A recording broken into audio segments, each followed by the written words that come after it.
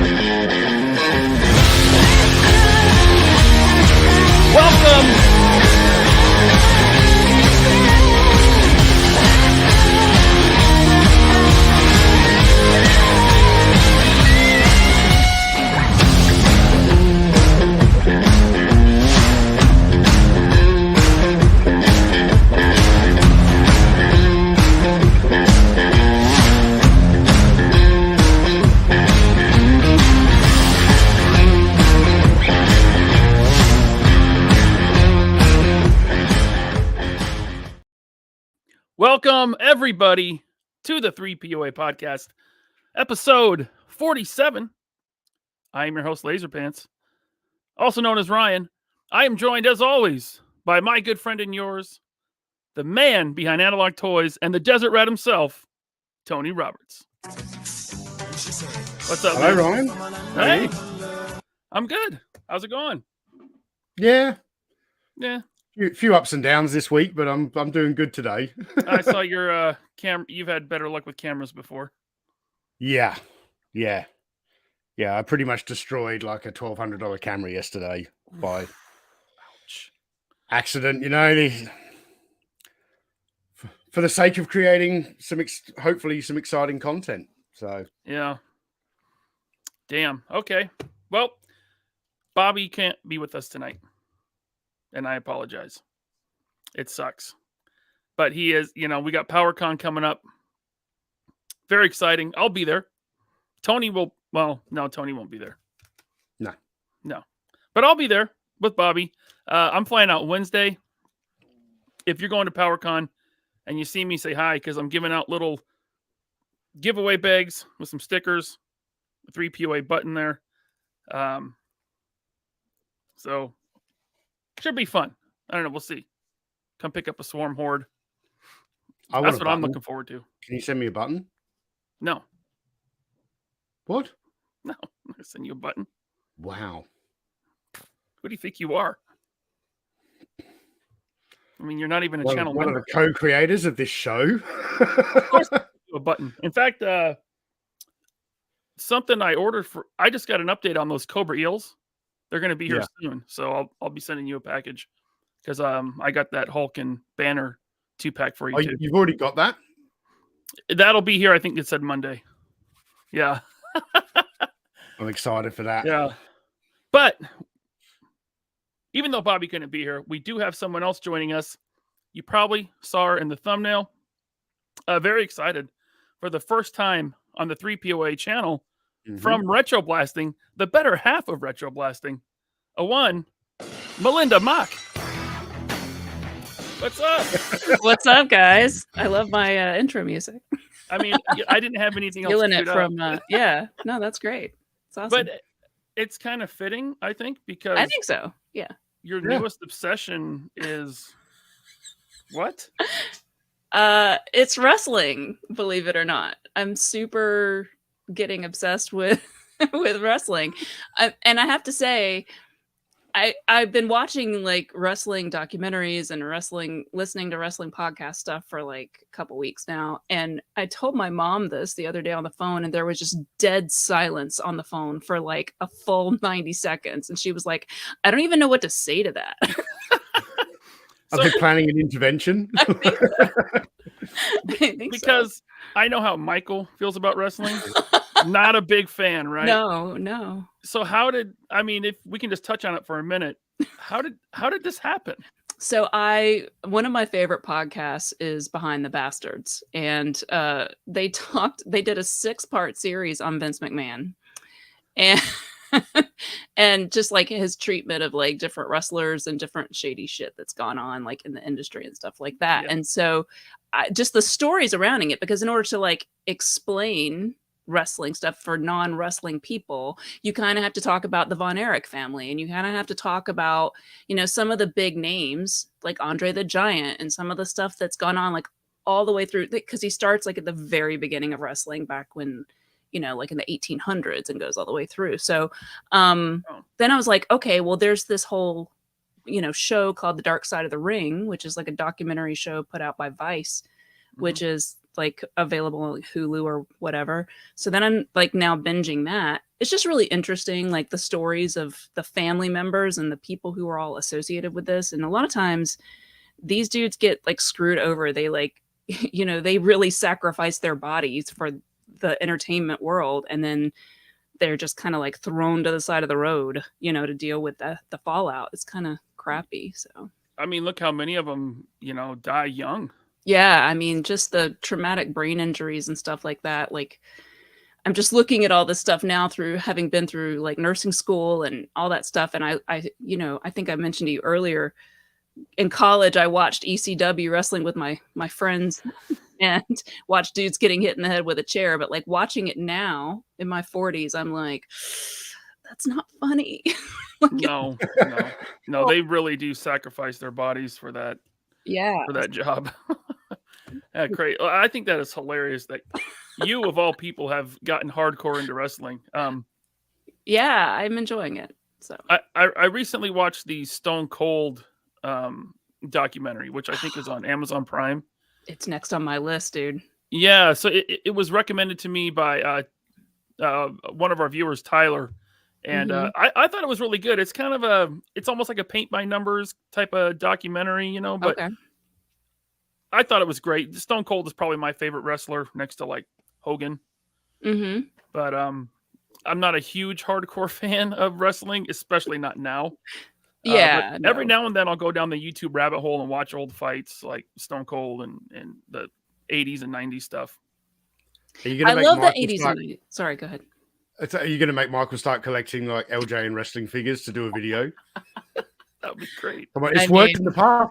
I might You have know? to drop kick him to make him do that. You got a plastic video. It is possible. Yep.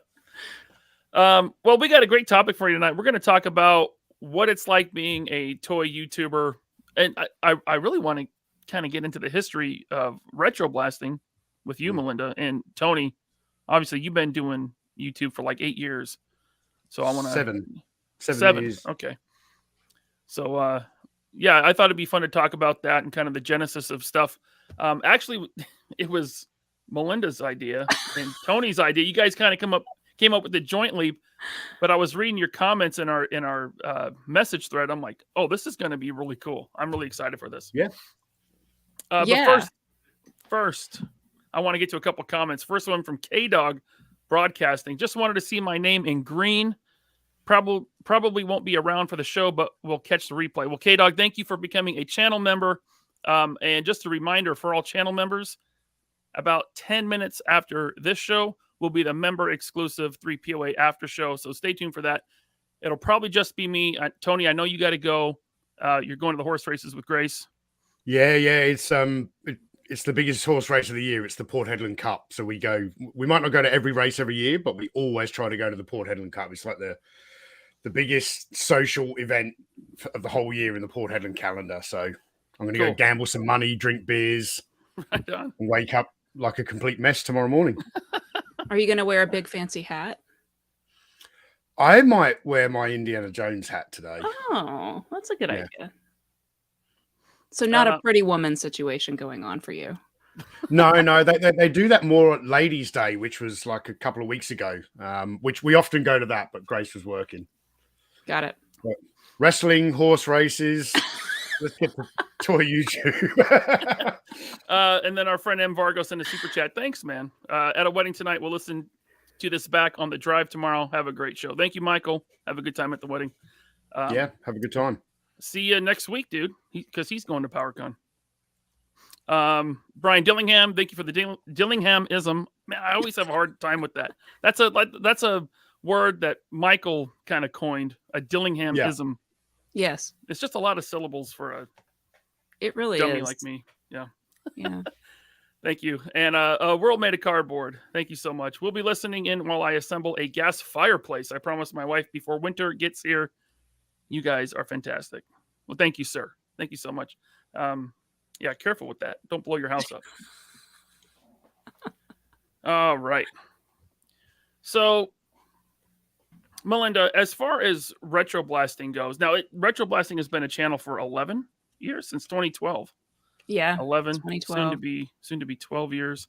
It's been a little over 11 years because we started in like May or June of 2012. So yeah. Cool. So what was kind of the genesis of RetroBlasting as a channel? What was the spark that ignited the fire that started the flames that burnt down the forest? Honestly, one day Michael was watching a video on a playset. I don't know if I can say the playset. It was, I guess I will. It was a Voltron playset. And he was just really frustrated with like the fact that in that particular video, they didn't have a complete version. They didn't have, like, it wasn't all in good condition. Michael was like, I was wanting to see more detail. I'm like, well, you literally have it sitting over there. You should just make a video. Like, you have a film degree, like just do your own channel. And he started thinking about it. He's like, yeah, why don't I do a channel? I have like all these things. And so like right before that, he and I had been working on this project that was like a Star Trek miniatures project where we had like built out this whole set. And we had found like all these old CD-ROM games that had all these voice clips of the actual actors that were used in this CD-ROM game. And we were pulling those and we were using those to like build a script. But then like looking at trying to put that on YouTube was just not going to work, right? Because we were going to get flagged. Like, can you even imagine the copyright strikes of whatever? Yeah. So we abandoned that and we just kind of like moved over. And so I was, filming a lot of it while Michael was doing most of the on camera. And then we just went from there. And I mean, our first video was the Thundercats video, which has been subsequently, of course, pulled down. Yeah. But the racist porno kitties. Yeah, Thundercats are racist porno kitties. And the origin of that, I know Michael's told the story a million times, but we met in a Firefly meetup group and we had a bunch of friends who were like pop culture nerd guys, and we would have get-togethers and Halloween parties and stuff. And several of those people were big Thundercats fans. And they would always go, Michael, do the Thundercats rant, And so even though they loved it, they loved hearing Michael just go off about it, and they would just sit there and laugh. And so we naively assumed that when we made this video and put it on YouTube, that everyone would kind of feel that way, like, because it's just our shared Gen X history and it's just kind of funny. But that is obviously not how YouTube works, as you guys both know, like, running channels and doing different types of videos and interacting with the audience in all kinds of different ways. People's perceptions are not really predictable always. And in those days, like, there just weren't as many toy channels out there. So we didn't have like a proof of concept to go, oh, we probably shouldn't say these things because we're going to get lit up in the comments for saying that. We had to just kind of learn the hard way. Yeah. So, I mean, I don't know. Like, I guess my question back to you guys is, have you ever done a video where you thought the reaction was going to be one thing, and then you just kind of got this huge backlash, or just a completely different reaction, like people getting mad or people getting bummed out when you were trying to be funny or something like that? That normally happens to Ryan because of something me and Bobby say. Well, you know what? Something came to mind with me, and it was before 3POA was a show. It was back when I was doing Infinity Equation. Right. With Bobby and Dante, and I think Todd was still on at the time. But we had been talking about Super 7, and Bobby had gotten some figures in from Super 7, and he had a really bad experience, and then he started looking into the company and stuff, and things kind of built for a while. And we did a show about the Silverhawks. I think it was a Silverhawks show. And he just kind of went in on Super 7 and the quality of the figures and the prices of them.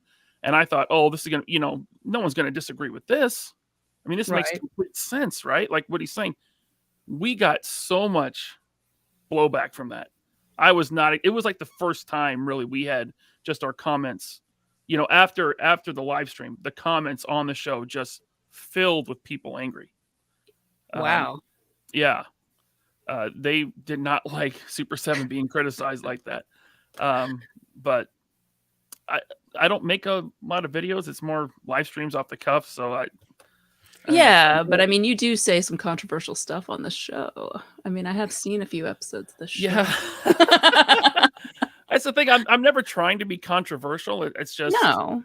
you know, I take other people's opinion. I watch a lot of channels where I don't agree with much, but it might be entertaining. So I watch, right? I've never felt the need to yell at the person or, you know, or go in the comments and be nasty. So I don't know. It's weird. So sometimes it's a shock for me. It's not a shock anymore, of course, because the past almost 2 years of doing 3POA, we get quite a bit, but yeah. So I did my first video about Transformers. I did probably on the first year I was doing the channel. I don't own a lot of Transformers. I've got a G1 Optimus Prime and a G1 Megatron because I had Megatron as a kid. I'm not sure if I had Optimus Prime or if like another kid in the street had it, but I definitely played with it. Like they're the two key characters. That's literally all I kind of need to represent Transformers in my collection. And just using those two toys, I kind of did a video about the origin of Transformers, you know, how it came from Diaclone and Microman in Japan. And but I also kind of gave my opinion on why I don't like Transformers and why I think they suck. And I was not surprised at the reaction I got because I knew, I wasn't doing it to upset people, but I knew people would get upset. But it's like, you know, when you're running a toy channel where you're covering 70s and 80s toys, you can't not talk about Transformers. I'm like, I'm just going to get this video out there, and then if I never talk about Transformers again, people will understand. And I can still remember, as I said, I'd probably been running the channel for about a year. I hadn't, I was well aware of RetroBlasting, like your channel inspired me to start YouTube. But we hadn't, you know, me and Michael hadn't actually connected yet. Hadn't started chatting. That was probably another year or so later. Right. But I don't think I've ever told this story, so I hope Michael's listening. He is. He's upstairs. I can hear him upstairs. I still remember there was this one comment on that video where this guy was like, "This channel started out really great, and now you've just become another hack like that guy at RetroBlasting." and at that point, I was like, "I've made it." I was so happy. Wow. That's awesome. Yeah, I mean, it's crazy that, you know, it's you're a hack, Tony. Congratulations. Well, like, go ahead. I love G.I. Joe. But every time I speak about G.I. Joe, it's always coming from a place of wanting that toy line to be better. Sure. And everyone out there is there was a guy on the Instagram yesterday, Ryan, when you posted this video, and he was obviously the title of the thumbnail is "So You Want to Be a Toy YouTuber," and this guy was like, "Well, if you do what you guys do, you just hate on Hasbro, hate on G.I. Joe, then hate on Hasbro some more." So I mean, don't say just. There's a lot of effort that goes into hating those guys. There's so much to hate. It takes effort. Honestly, I think they make it easy. I mean, but it's still time consuming, right? To go through how all the things, you know? It's a long list, but I mean, that's I got to say it. I don't hate Hasbro.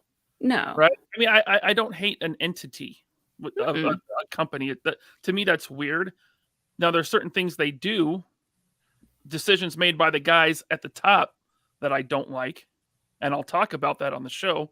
But, you know, when people say that's spewing hate, I don't think that's spewing hate. It's just discussing something about the toy industry, right?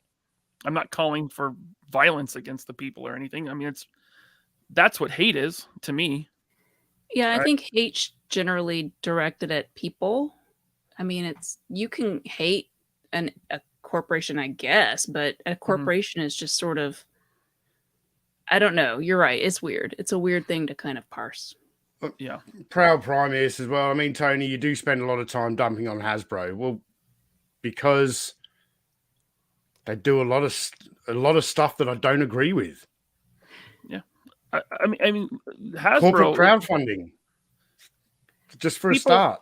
Yeah, people want, they say, "Oh, we focus on Hasbro a lot." Hasbro is the biggest toy company probably on the planet, besides like Lego, right? Maybe Bandai, right? But they have a lot of the IPs that kids from the 80s and 90s love and grew up. Yeah, so- they have those IPs hostage, right? Yeah, are you supposed to just not talk about Hasbro? Are you allowed to talk about Super 7? Are you allowed to talk about, Well, no, you're not allowed to talk about Super 7. No, that's what I'm saying. Like, who are you allowed to talk about? If you're a toy channel and you can't talk about any toy companies. I think I love Michael. Well, I think some people are like, but it's always Hasbro. You're not dumping on Mattel. I mean, we dumped on Mattel when we talked about the Jurassic Gates, but for the most part, me, Bobby, and Ryan don't really collect a lot of stuff from Mattel. No, I think He-Man sucks. Like, you think Transformers sucks? I think He-Man sucks. Please say that when you walk into PowerCon, Ryan. I'm going to have a T-shirt that says it. He-Man sucks. Go kick rocks. He-Man can suck my balls. That's what you need to have on your T-shirt. That's right. Sorry, Tony. I feel like I cut you off. Were you?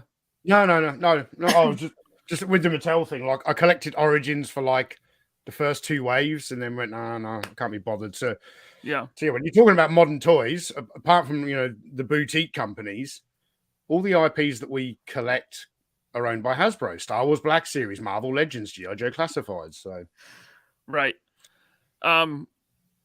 If I hated Hasbro, I probably wouldn't have been buying Marvel Legends since they've been making them in 2007, 2000. I don't know. It's just I don't make that leap, but anyway, Melinda, I kind of, to back up quite a bit, I want to put that question back on you. Okay. Was it with the Thundercats that you got your first video that you guys first felt the blowback, the pushback? Oh yeah. Oh, absolutely. Yeah, it was like pretty instant. And again, we both literally, we worked pretty hard. That video, it had to get pulled down because we got copyright claimed, I think. Right. But anyway, we put it out there really thinking that it was like funny and different and, whatever. We were not expecting it to be that controversial. Anyway, so that was like, you gonna learn today, and you just learned, like, you just get hit in the face with it. And then, we just kept, for some reason, we just kept doing it anyway. Like, Michael was just like, fuck it. We're just going to keep doing it. We're just going to, you know what? Like, these things need to be said. No one else is saying these things. And the thing is some of it is the fact that I think Michael's, what do you call it? Like, a sense of humor. Like, people don't pick up on the fact that he's being funny. Like, he's making jokes. You guys have, known Michael for a long time and met him in person and stuff like that. But some people just really think that he's just really, truly angry. And it's like, have you ever seen like the comedian Lewis Black? Or have you ever seen like people like that who are like screaming like to be comedic? Like, because that's what he's doing, guys. Like, I hate to have to explain the joke to you guys, but not you guys, but you know what I'm saying. Yeah. No. Yeah, I've said many times that I think it's because Michael adopted a British sense of humor when he spent time in the UK. You know, so when I first came across RetroBlasting, I got it immediately. I was like, it was I just couldn't stop watching it. I found it incredibly humorous. Yeah. And it's like these people in the chat who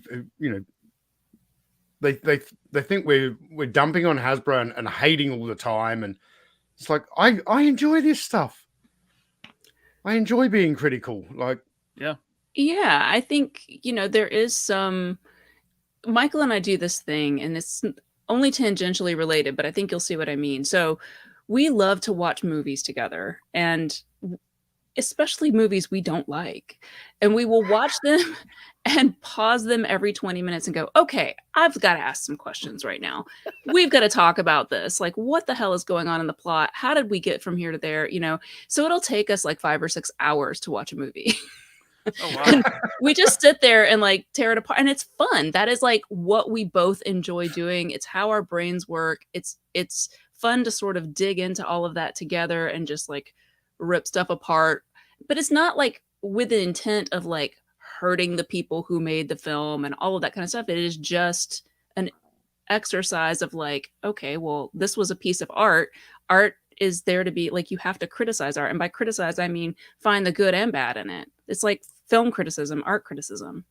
See, when I was growing up, and even till today, that was just called nerding out. Right? Yeah, We're just gonna hang out and talk about what we like, and we're gonna nerd out, and we're gonna tear it apart, break it down, yeah, criticize what sucks. I mean, even though I never really hated the Star Wars prequels, I could still criticize the hell out of them. I mean, there's a lot to criticize, right?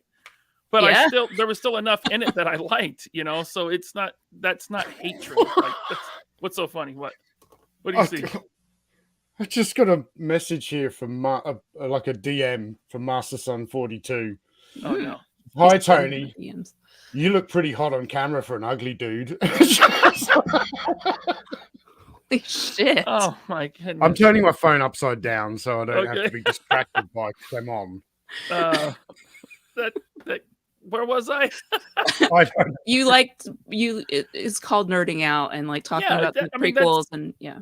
Right, and now with this show, I feel like that's what we do with toys in the toy industry. I mean, Yeah, I think so.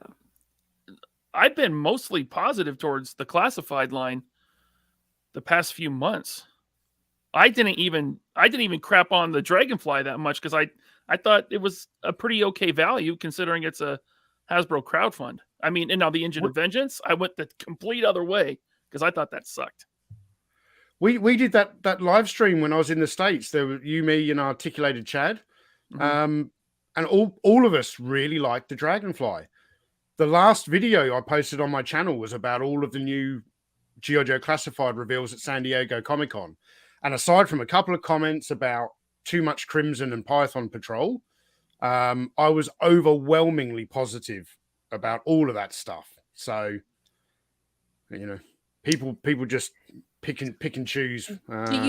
Tony, do you think that because I know we've done this where we'll be really positive about something and you'll make several videos in a row being really positive about things or like really enjoying something, and then you still just get back, you're just so negative all the time. Like, Yeah. where do you think that comes from? Because I know we've talked about it a lot, internally, and Michael's done some videos on it too.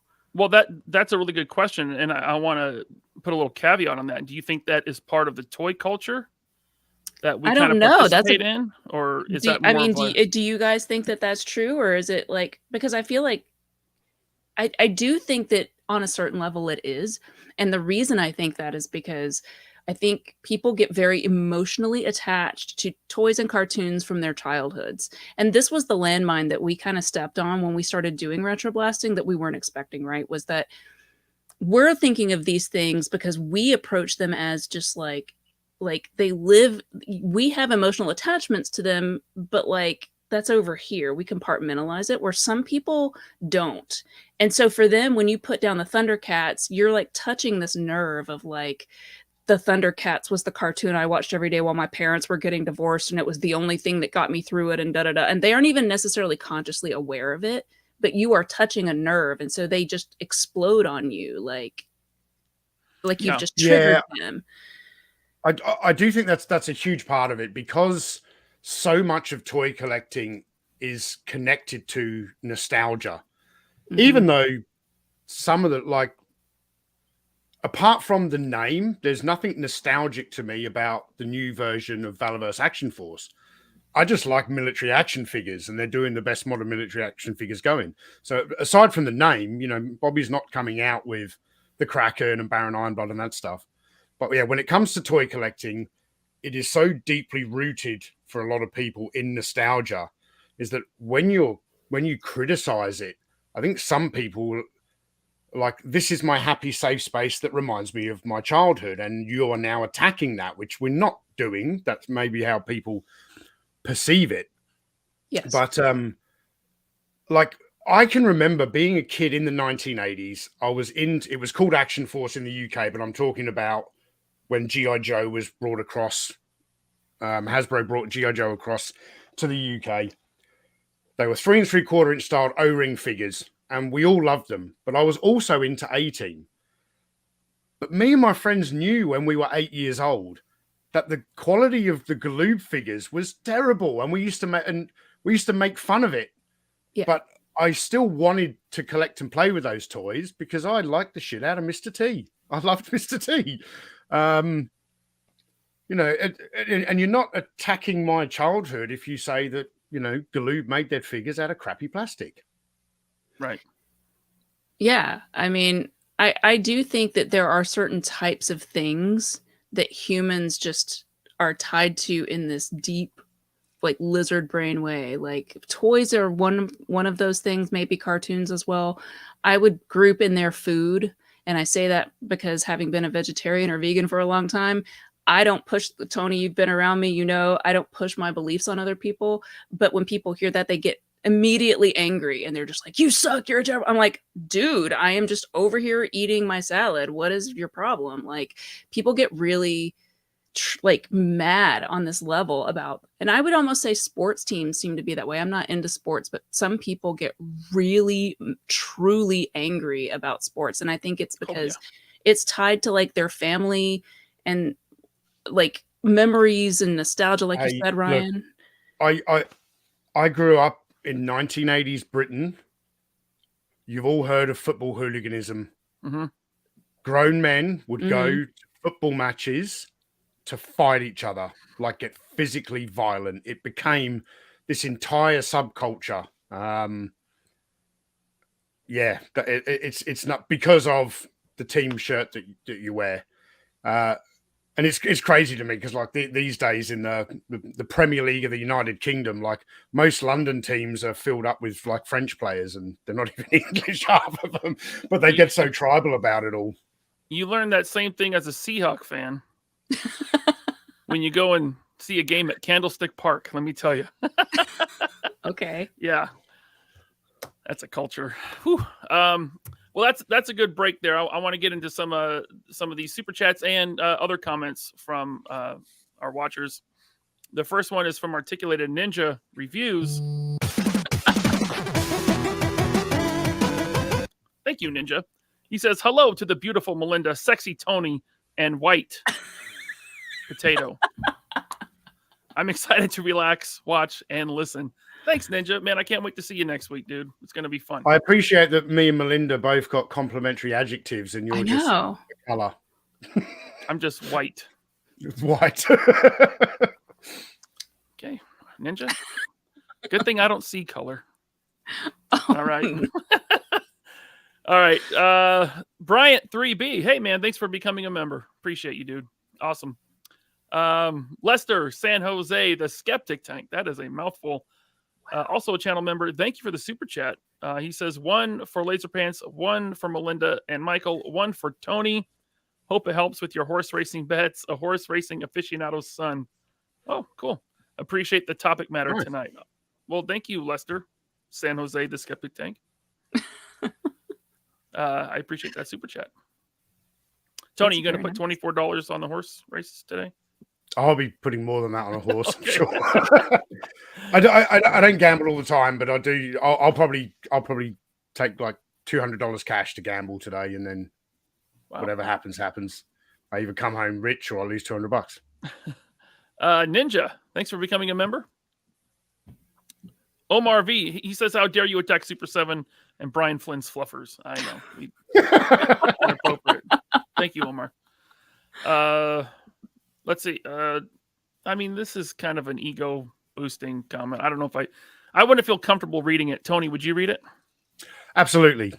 Ryan, dude, you are the most quick-witted dude on YouTube. I love hearing your quick quips. You have me laughing every time you're on. I really do feel as though me and Bobby are more the ones that people get annoyed at, whereas Ryan can somehow, he's got this. It's a very, very special skill. Ryan can be critical of something, but because everybody loves Ryan, he gets away with it. Yeah, Not everybody I loves was me, gonna say Bobby. the same thing, Tony. Like, and I don't know exactly. I would love to try to capture the lightning in a bottle that is Ryan in terms of like what makes you able to have that kind of deflection armor. Like, I did have you? no Fit right idea. in the bottle. You know, I mean, Mike, did you just have like a super roll and you just rolled like for defense and you just statted out that whole part of your armor or something? I don't know. I don't know, but it's funny you say that because Mike Roy, who is Michael's, he's Bobby's friend who helps at the Valorous booth at Joe Fest. When I first met him, he's like, "You're like the politician on the show." He's like, "You can you can like backtrack and like talk your way like out of stuff." I'm like, "Huh, okay." I don't know what that is. Find My Figures. Thank you for becoming a member. Everyone should be following Find My Figures on Instagram if you are collecting Definitely. modern action figures. Very awesome. Yes.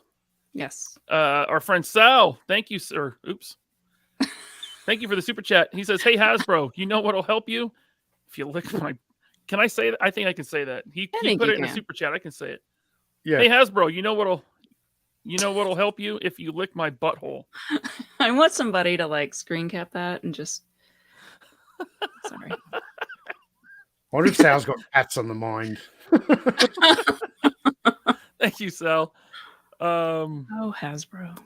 Crystal Clear 101. Thank you. Hasbro's actions alone make people hate them. Yeah. Okay. I mean, taking it back to wrestling, it is like Hasbro's trying to be a heel. Like, there are some things they do where it's almost like they're deliberately trying to be like, I mean, the CEO's name is Chris Cox, and it's I not spelled know. with an X. No. Like, you can't write that stuff. Literally within, I think it was within 2 months of being voted one of the most just corporations in America, which is an oxymoron for any corporation. But within 2 months of that, the most just company in America laid off 1,000 people. Yeah. Because that's No. how we roll. Yeah. That's how you get those stock prices up. Those stockholders Yeah. happy. I reckon they wanted to get rid of those people sooner, but they had to just get that award first and then do it a little while later. Yep. Another question here. Just Jeff, thank you for the super chat. Why is it okay for He-Man to wear a loincloth and a sword, but when I do it, I'm causing a disturbance? Good question. I don't know. Free That's a Jeff. good question. You can get away with it at PowerCon, from what I've heard. Mm-hmm. I was actually going to say the same thing. I bet you could. Yeah. Do you think the guys that run PowerCon will let me in if I have a shirt that says He-Man sucks? There's only one way to find out, Ryan. I might get, yeah, but then, I mean, Bobby needs my help, so now I'm having second thoughts. Well, then you could just strip your shirt off and just. I think they'll let you in. I'm just not sure if you'll make it back out again. He-Man fans are very passionate. Yeah. Master Son 42. Tony and Melinda, how many ghosts did you bag? I don't understand the question. The HasLab ghost. I know. shit. I was just Okay. kidding. Sometimes you're thick as shit, Ryan. Oh, I know. I was just trying to play the dumb girl thing. Like, I don't get it. Yeah, I don't like Michael. I don't do the whole crowdfunding thing, even if it was something that I wanted, which in that case, not so much. I had so much fun though watching you guys sort of break that down, Articulated Ninja break that down. Like that was like some of the most fun I had watching toy stuff, because I'm not a huge toy person, although I always enjoy watching you guys talk about them, just because I don't know, like even not being as into like collecting modern toys, especially, it's just fun to hear you guys like point out the good and bad. And it's like, I feel like I'm kind of learning how I love subcultures, and this feels like kind of like a subculture to me, toy collectors. So that's actually a really good segue, because as someone who is, well, we got to count Tim, so 1/3 of the RetroBlasting team, right? Mm-hmm. Who's not really that into toys. I know you have some ponies, but what is that like? Being, someone who is running a channel that is predominantly about toys. And well, see, I don't really think that it is. I think certainly initially it was about both cartoons and toys, and it was kind of about the Gen X pop culture experience. because of the way YouTube has evolved and copyright strikes and stuff like that, it's made it very difficult to do cartoon reviews. So we do tend, for a long time, we were primarily focusing on toys. But we kind of had a split in the audience really for a long time. Like we had people who just really love the cartoon content.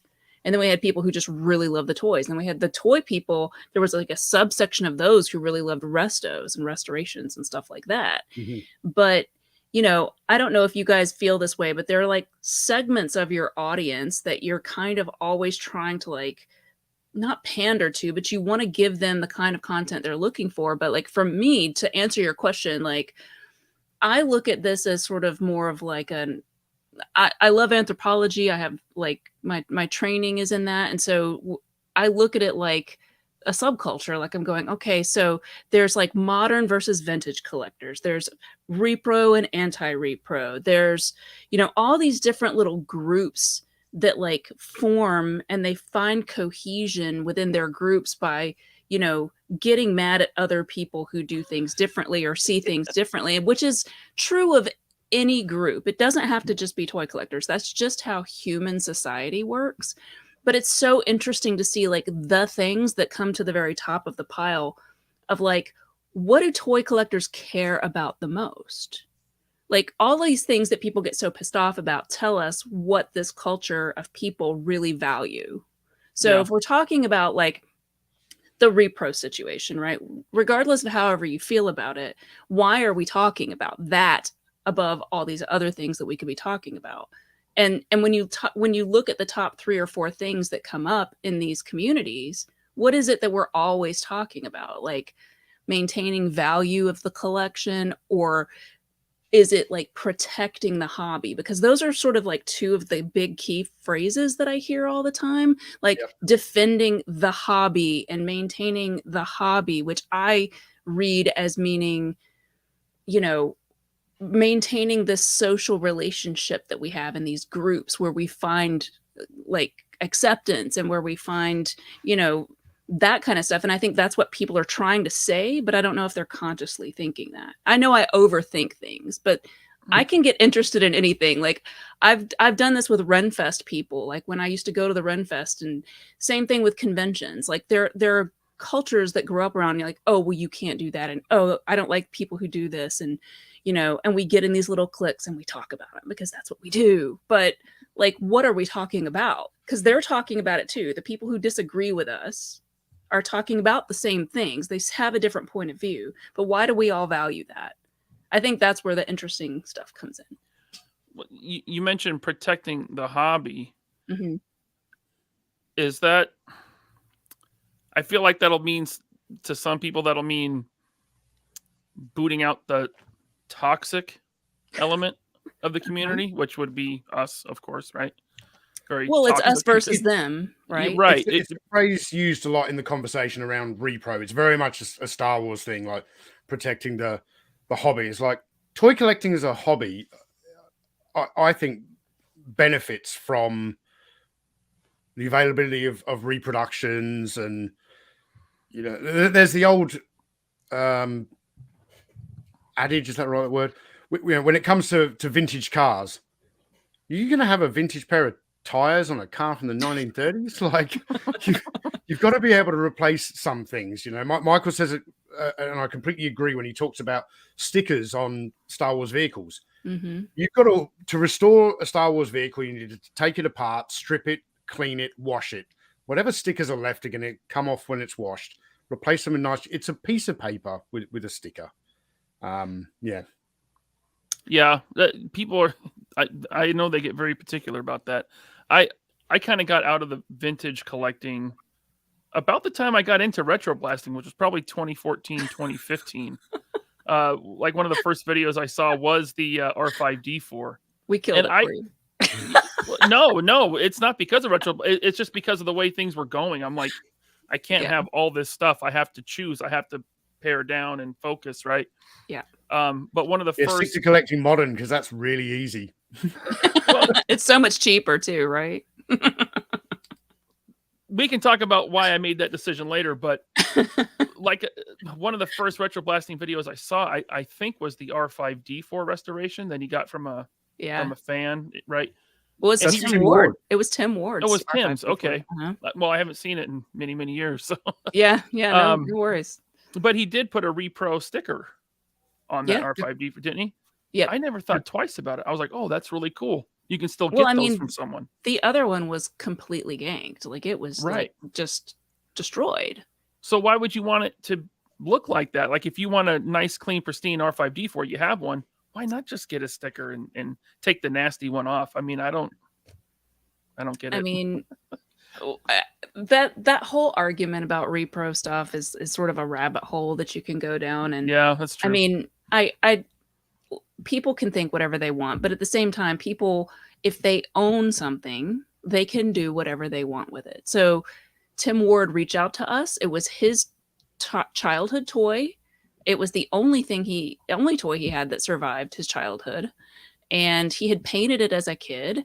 And so he asked us if we could do anything to make it look better. And I mean, it looked so bad that anything we did would have been better, right? Mm-hmm. And so it was a fun restoration project that we got to do, and it made us happy to be able to see a positive result. Some people did get really pissed off about it, but they can get pissed off about it. I don't know what to say. Like, it's his toy. He can do with it what he wants. That I feel like there's a lot of like wanting to control what other people do, which is another very human thing that people love. Like they want to like police what other people are allowed to do because it's it's bothering me that you're doing that over there in your own house. It's like, but why? Like, why does it affect you if I fix this R5D4? Well, I don't want to get too deep into the repro thing, but I think the reason why they're trying to control that is because they're trying to control the market, the money. Yeah. Of course, absolutely. Right. But again, that's like, do you value these things because of your fond feelings and memories for them, especially vintage toys when we're talking about this? Or is it a financial investment situation? Or is it the bragging rights? Or some combination? I got to tell you, in modern collecting, it's a lot of it's the bragging rights.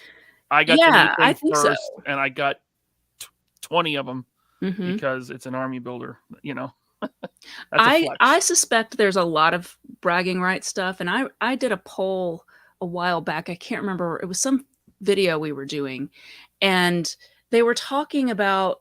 Thank you, Ramen Toy. We were talking about something to do with like, why do you collect? And I gave a poll. It was on our Patreon, so it wasn't like super scientific, or it didn't have a high, N number. Like there weren't that many people, but it was interesting because almost no one checked the bragging rights thing. And I'm like, that's bullshit. Like, maybe you don't consciously think that, but I do think like, even when we went to see like one of the biggest toy collectors in America, like we went to his house at one time, like this was many years ago, and we got to tour he has a huge display in his house, multiple levels. I mean, it was freaking insane. He has some extremely rare Star Wars stuff, like prototypes, and, the fact that he had 40 people at his house and he's touring them through to show them all this rare stuff. Like, yes, obviously he truly loves this stuff. You wouldn't spend that much time and money doing it. But there is some kind of bragging rights going on there where you're doing that, right? Like, I don't believe it that it's not that. I mean, listen, if I had a L slot rocket firing Boba Fett, bet your ass I'd be bragging about it. Right? I have a Rapunzel pony. She is the rarest My Little Pony vintage pony. I do kind of have I feel proud. Like, look, I had this beautiful pristine one and she's rare. And I think that makes her special. So I have this little piece of history. It's almost like having a little part of a museum or something. Like Tony has a vintage part of Desert Rat. That's true. Yeah. I've got a number of prototypes in my collection from Action Man, the original Action Force, and now the modern Action Force. I'm very proud that I own those, particularly because I've never paid for any of them. They've all been gifted to me between Greg Hughes, Bob Breakin, and Bobby, because of what I've done on the channel. That's why it's not just for me a case of owning like a rare prototype. It's the circumstances in which they found their way into my collection, I'm very proud of. So that makes total sense to me. Like when they have a story, that's really cool too. Like if you have something from childhood that has a story of like how you got it, I can totally get that. Even if it's a very common figure for you, it may mean a whole lot. I just think people collect for different reasons. So going back to the repro thing, I think some people just, they're looking at their bragging rights and they're looking at their rare things they've spent all this time and money tracking down.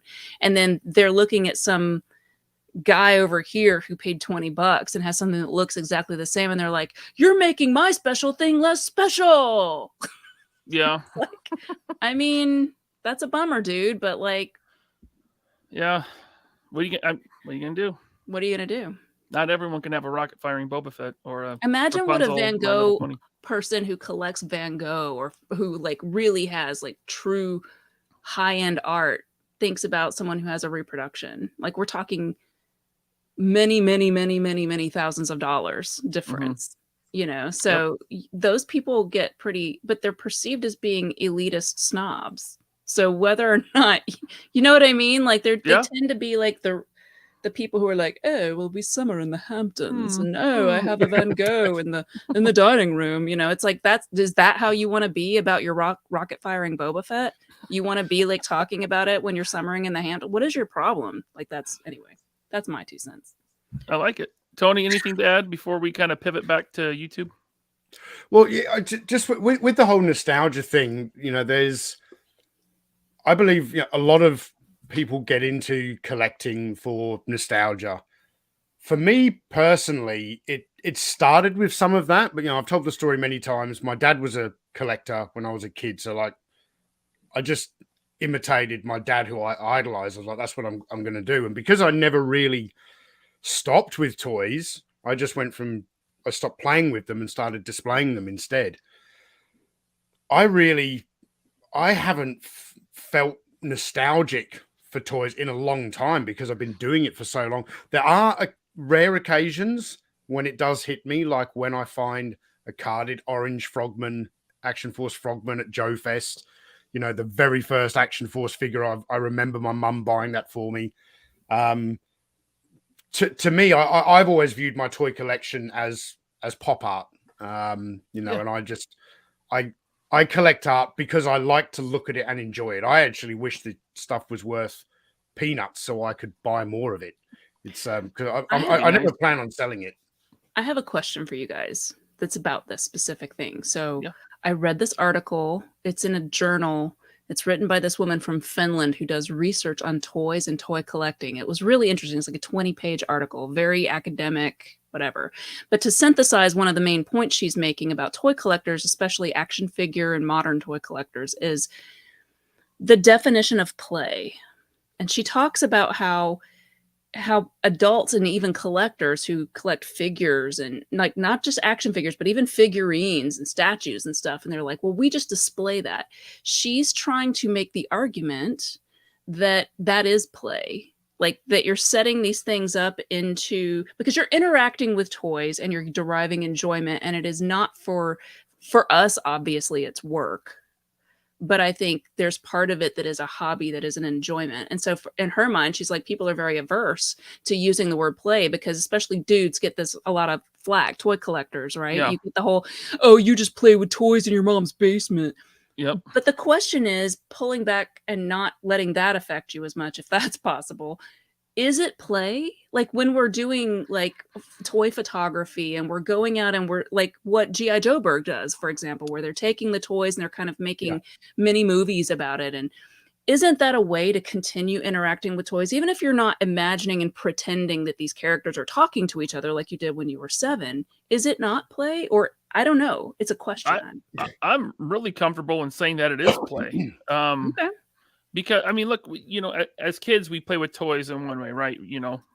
Like you said, we make them talk and fight and whatever. Pew, pew, pew. Right, yeah. Pew, pew.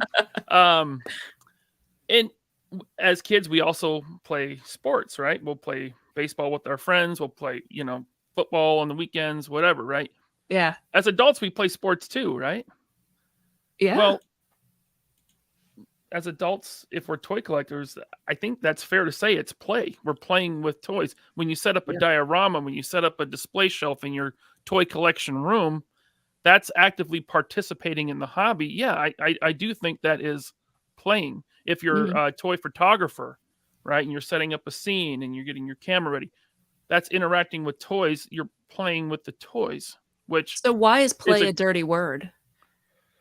I don't know, but it's better. You know, I think it's a better option than playing with yourself. Well, I'm just kidding. I'm with Melinda on that. I'm not so sure it is a.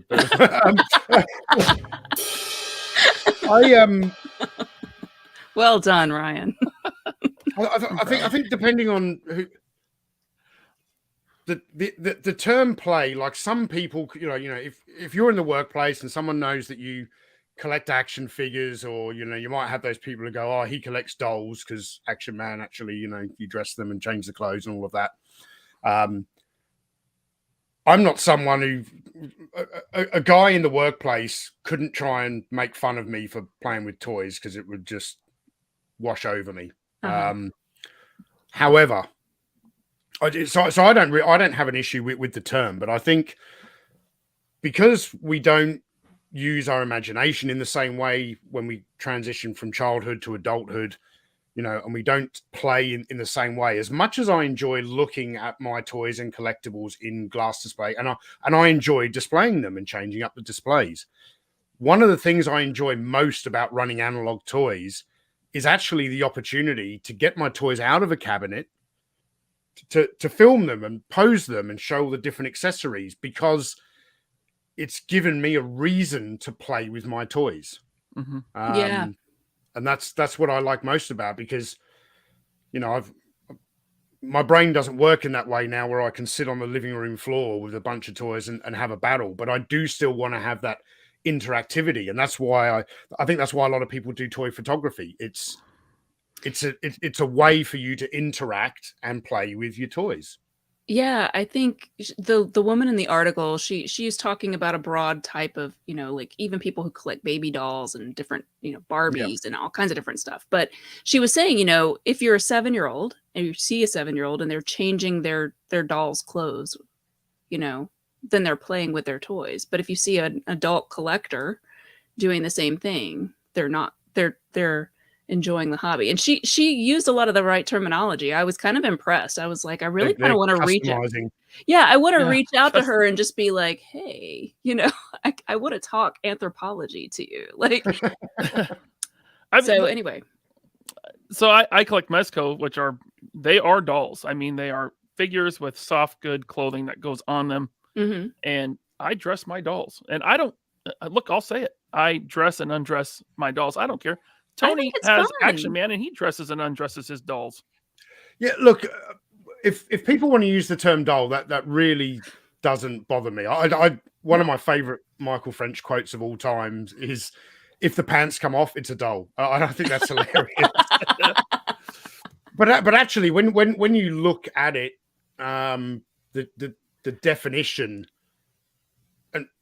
An action figure is a scaled down figurine, often representing some type of a hero character, be it a superhero or a real world hero, whatever, that is articulated enough to be posable.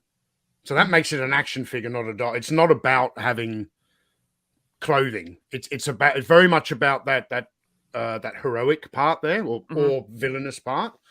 You know, whereas a doll literally just represents a generic baby or girl or woman, not a specific individual. Yeah. Okay. I mean, Hasbro coined the phrase action figure for G.I. Joe. Is that not correct? So because they, in the 1964, it was a very different time, and it was going to be really hard to sell a doll to boys, because you know, white-blooded American men in those days, they had crew cuts, and you know, they weren't buying little Johnny a doll. So right. I do want to pivot back to YouTube and get to some of these comments from our chat, but I did want to say, Tony, you brought up nostalgia, and Melinda, you brought up just kind of, you know, why we collect, and it was mentioned earlier where I had to make a choice of, focusing down and cutting something out. Well, the reason why I went with modern was because I had kind of moved away from nostalgia. Now, I did have nostalgia for the actual toys that I had as a kid. And I'm not saying I could go and buy the same Batman action figure from a toy store and it would mean the same. No, I mean the actual Batman that I had as a kid, right? That was what I had nostalgia for. Like, this is the toy that I was outside in the dirt playing with, right? Well, I had to make a choice, and I had kind of moved, like Tony was saying, I kind of moved past the nostalgia of my childhood toys. And it was more about appreciating, and this is going to sound really pretentious, appreciating the art form, or as Tony put it, the pop art of modern action figures and the way they articulated and the way you could pose them and display them on the shelf or play with them, right? It is an art form. It is an art form. It is an art form, but the design of action figures definitely is an art form. Yeah, artists design them, right? Artists sculpt them, engineers cut in the articulation and that. So it is an art form. It's just, I don't want to sound, too. It doesn't sound pretentious to me at all. Okay. Like I don't have an art background in this specifically, but I do have art training. And so I definitely see the interest in like just the quality and the sculpts and like all of the different, like looking at what Bobby Valla does, like not to sound like I'm shilling for him. I'm saying like just looking at like the sculpts and then all of the accessories and how they all like fit on, like the fact that one character has sunglasses that can come on and off, like it blew my mind. So like I get exactly what you're talking about. Like you just go, wow, that's impressive. See, guys, collecting toys is a great way to get chicks. All right. I do want to get to the chat a little bit here. Yep. Because we got some great questions. One from Articulated Ninja. Melinda, did you ever think the channel would be over 100,000 subscribers and millions of views?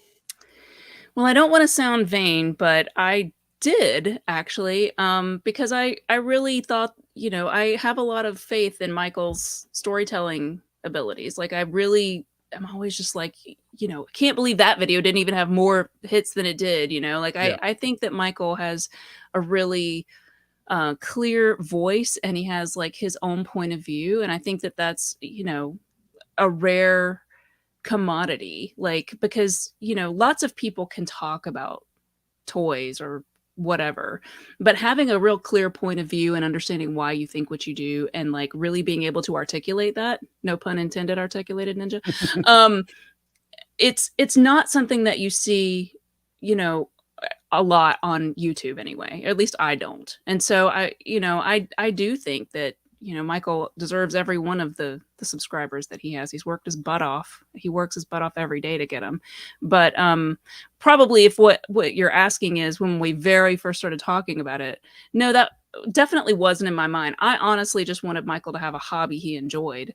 Little did I know that 11 years later we would be here. But I mean, it's not what we expected necessarily, but a lot of really cool stuff has come out of it.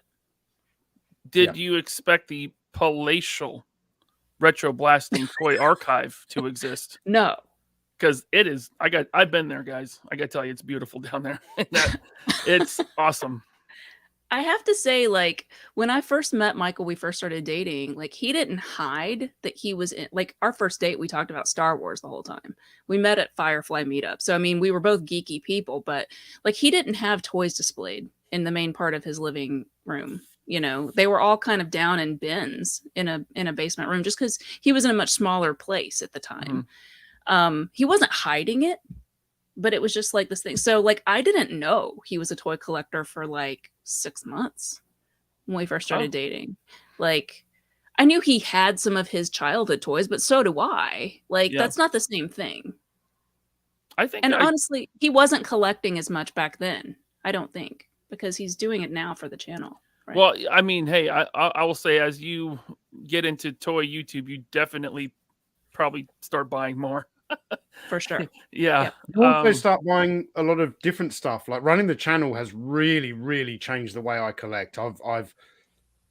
I've bought stuff literally because I've seen it at a toy show and gone, I can make a video out of that. Mm-hmm. I've bought stuff I don't like to fill out collections, which when before the channel I never would have done that, but now I want the video to be comprehensive, so I've got to go and get that one or two pieces from that line that I don't like, and I don't buy a lot of mint in box stuff anymore. When I used to have it was like a 70-30 split. So yeah, it's definitely changed that. I've seen you doing that, Tony, and I always just kind of go, yeah.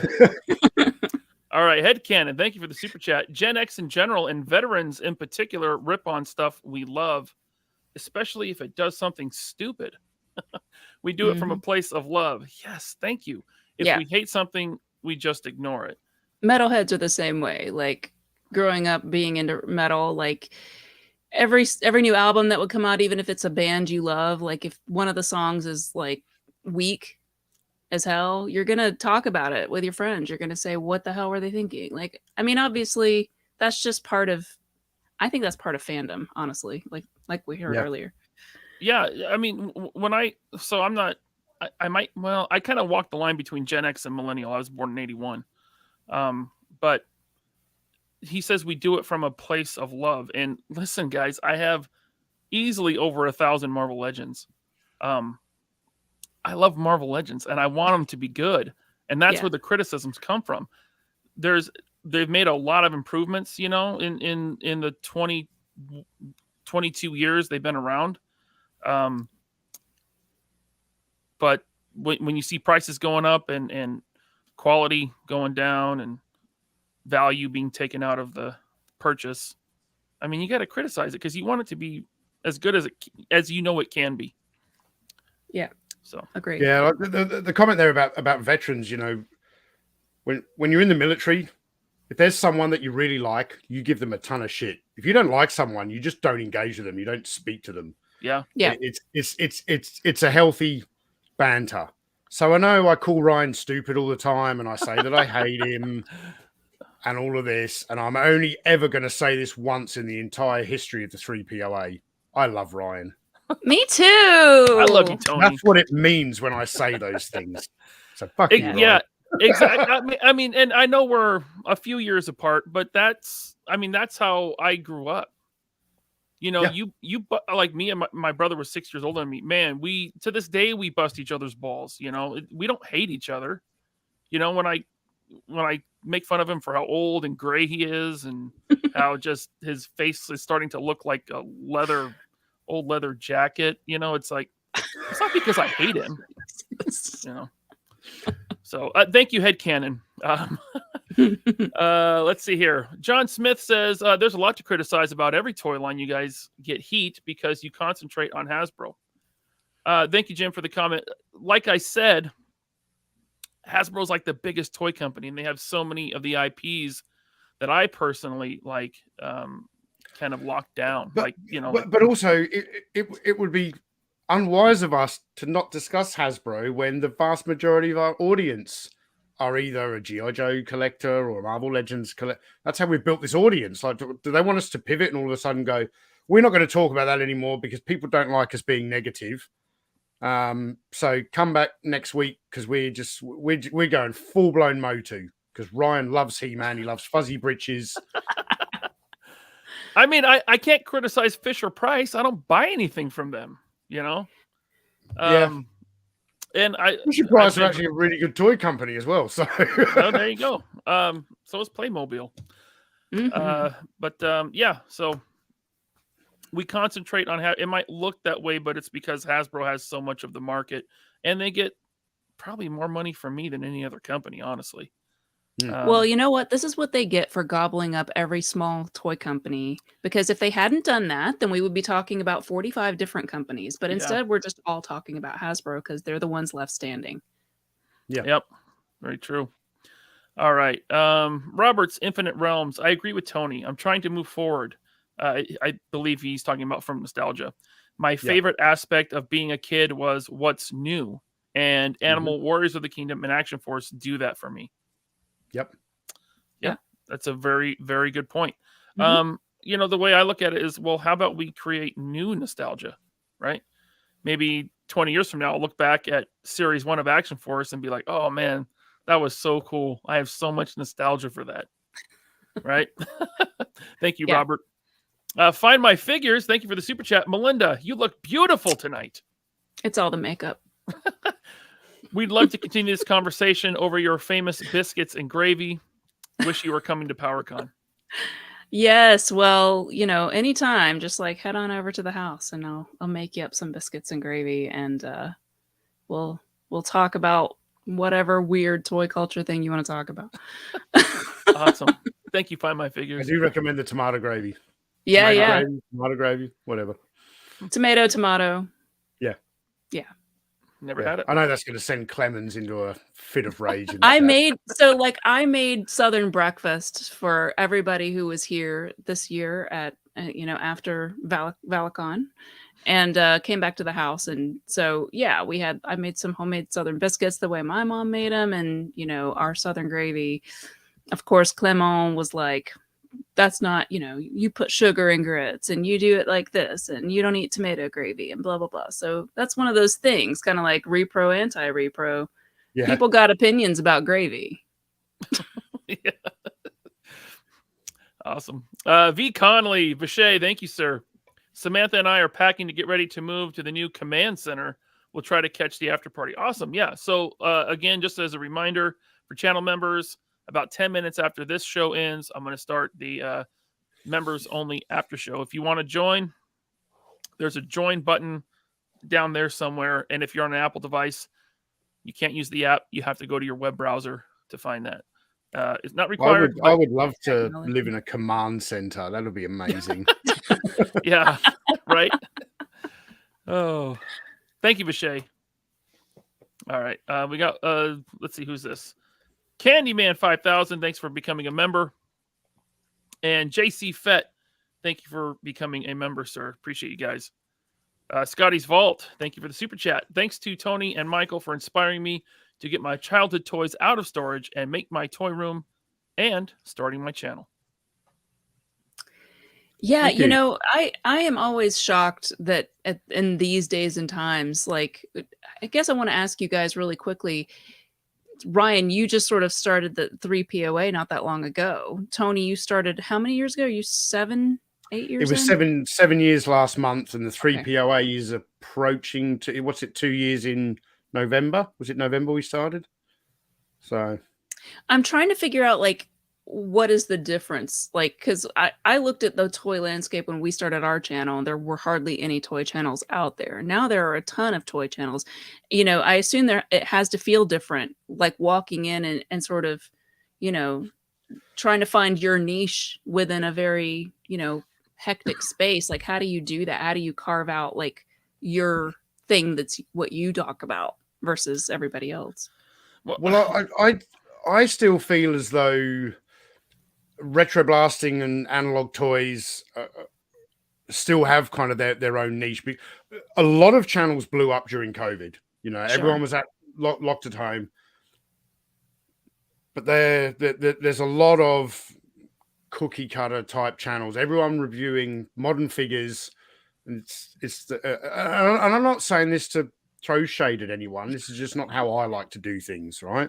But we can throw shade at people if you want to. Yeah, but people, they get a new G.I. Joe classified figure, and they talk about the packaging, the paint applications, the articulation, the sculpting, the quality of plastic, and everyone's kind of doing the same thing. The way you really differentiate that is through the personality of the host, which is kind of what I envisioned when we were developing the concept for the 3POA. Me, Right. Bobby, and Ryan busting each other's balls, coming from different places of a modern collector, a vintage collector, a toy designer. Mm-hmm. But I really still feel as though there aren't that many channels around like Analog Toys and RetroBlasting who are doing the comprehensive mini documentaries about a lot of older stuff. A lot of the toy YouTube landscape today is about the newest and greatest thing. Everyone would be. I haven't even looked, but because I never watched Star Wars Rebels. I've never seen it, so I don't. The reason I've never really discussed the HasLab Ghost because I don't even know what it is. I've never seen that show. I can't speak intelligently about it. Yeah. But I'm sure there are channels out there who are, over the last few weeks making tons of videos about that because it's the newest and greatest thing. And here I am wanting to still talk about 1960s Action Man and stuff like that. So, go ahead, Melinda.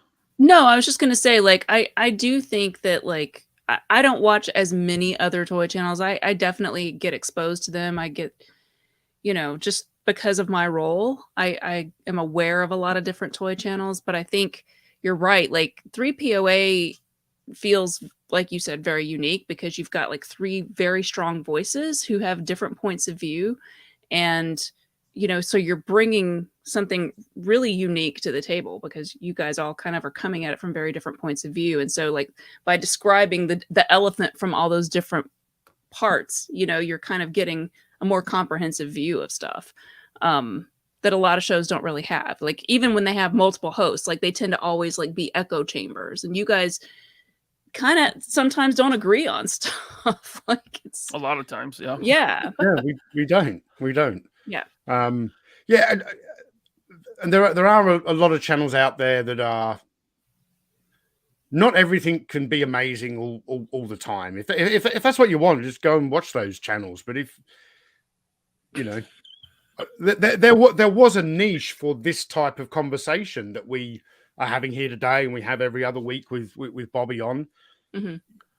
There was a gap in the market for this type of thing. I really feel as though there was, because one of the other toy YouTube channels, and again, I'm not trying to throw any shade. Just no shade here. I'll only throw shade to people who throw shade at me. Yes.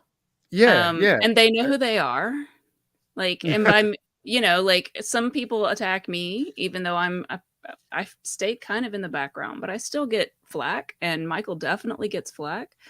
And it's just sort of, it does become exhausting. I think, I don't want it to turn into a total bitch fest or anything, but I will say that, it is exhausting on a level you don't expect to constantly, like, when you wake up in the morning, and whether it's your full-time job or not, you've got your own stuff going on. You have family members that are in the hospital. You have your bills to pay. You have, your spouse who may be dealing with a bunch of stress at work and blah, blah, blah. You've got a life, and you wake up and you've got 45 hate comments. Like, I hope you die. I hope you get cancer. I hope, like that kind of stuff because of something you said about a toy. And it just is like, I don't know how you sort of keep going. I know Michael does, but I just kind of go, it is deeply exhausting. So I don't know. I know, Tony, you've definitely dealt with it. I'm sure you have on some level too, Ryan, even though you're pretty diplomatic and, likable. And there was a guy going at Ryan in the Instagram thread today. Yeah. But I do like the way Ryan handles that stuff a lot of the time. Yeah. Well, it's just, yeah. Geez. Just to back up to Scotty's comment just a little bit. Melinda, you said there's a lot of toy channels, and Scotty just started his new toy channel. If I could give one piece of advice, and I know I haven't been doing it very long, but just find your voice, because you are a unique person and your voice is unique, and that's how you make your channel unique. It's not by having some shtick that you do or some there's not going to be a new way to review articulation if you're going to do reviews. So just find your unique voice and build your channel around that. And then your channel will be unique, and you, as long as you're consistent, you'll gain a following. I definitely agree with that. I think you've got to find like what makes you excited about, like, which angle of it you want to talk about. Like, for me, like I said earlier, it's about the communities that grow up around it. I find it really interesting, even when it's negative. Like, it's like interesting to me how people interact, because that's just what I find more interesting. You may love the art, you may love the nostalgia, you may love whatever, but whatever that is, just showcase that. Yeah, absolutely. Jeremy Kerr, thank you for the super chat. It's mostly the memories, but at the same time, I laugh like a mustache twirling villain when I look at my flag. That's a bit of a flex. If you got a flag, that's a flex for sure, and you can brag about that because the flag is probably the coolest play set ever made. I think I'm pretty comfortable in saying that. Yeah. No, it's not. What It's would you big. go with? It's the most visually impressive, but it's just a giant coffee table. Well, I'm looking at it from the still perspective think of a hands collector. down, Not what's that? The original Castle Grayskull, I still think is the best playset ever made. It's so much fun. Okay. It's Best got a playset ever? Yeah, I might go with Grayskull just for nostalgia purposes. I'm gonna be contentious and be like the Filmation Ghostbusters playset is pretty awesome. well. Like that is Yeah, I've never truly had. wacky. I've never been and able to weird. interact with that. So That was me flexing. Yeah. yeah, Yeah, you guys have one, and That's that's right. that's a hard one to come by. That's one of my favorites, actually. Really. All right, thank you, Jeremy. The real EOD quick, King- Jeremy. I want to connect with you because I've got a plan for putting that piece of Last Crusade tank track, framed. Send me an email, torturedgeniusfilms@gmail.com, so I know how to get in touch with you. Because when I'm finished, I want to be able to show you pictures of what I've done with the piece. So, thanks. Cool. All right, thank you, Jeremy. The EOD King. Melinda has taken the 3POA to a new level of intellectual discussion. I actually agree. This is probably the most fun I've had on the 3POA in a while. I spiked your drink. No, I spiked my drink. I spiked my drink. Okay. Yeah. But yeah, no, this is a great conversation. I'm having a good time. And not pretentious. I hope not. I hope not. Thank you, EOD King. Jeff W. Thank you, sir. He says, hi, Melinda. What's up, Tony and Ryan? Joining late was out toy hunting. Fantastic clearance going on right now. Let me know where, because we live kind of in the same area. I don't get out to shop for toys much anymore unless it's like a toy show. Really? Yeah. I used to, on the weekends, I'd go out, maybe take the kid, but not much anymore. Where did you go? Did you go to like just big box stores, like to see what they had in stock, or were you going more like secondhand? Yeah, we would go big box stores or, the local shops, local retro game and toy shops, stuff like that. Okay. Yeah, not a lot anymore. I just get more and more stuff online, which I'll be honest, it's not as fun. No, it's not. Yeah. Thank you, Jeff. Northern Nomad says, hey, Ryan, time to stir up more emotional damage. Thank you, Mr. Nomad, as always. He always makes sure I hit that button once per show. At least once. Yeah. Got to. Killamagwai, thank you, sir. I just listened to whatever the toy guru says. Oh, I'm so sorry. Speaking of YouTube drama, people say that Michael and Tony attacked the toy guru, but it took quite a few swings from the guru himself for Michael to respond. Yes. Well, yep.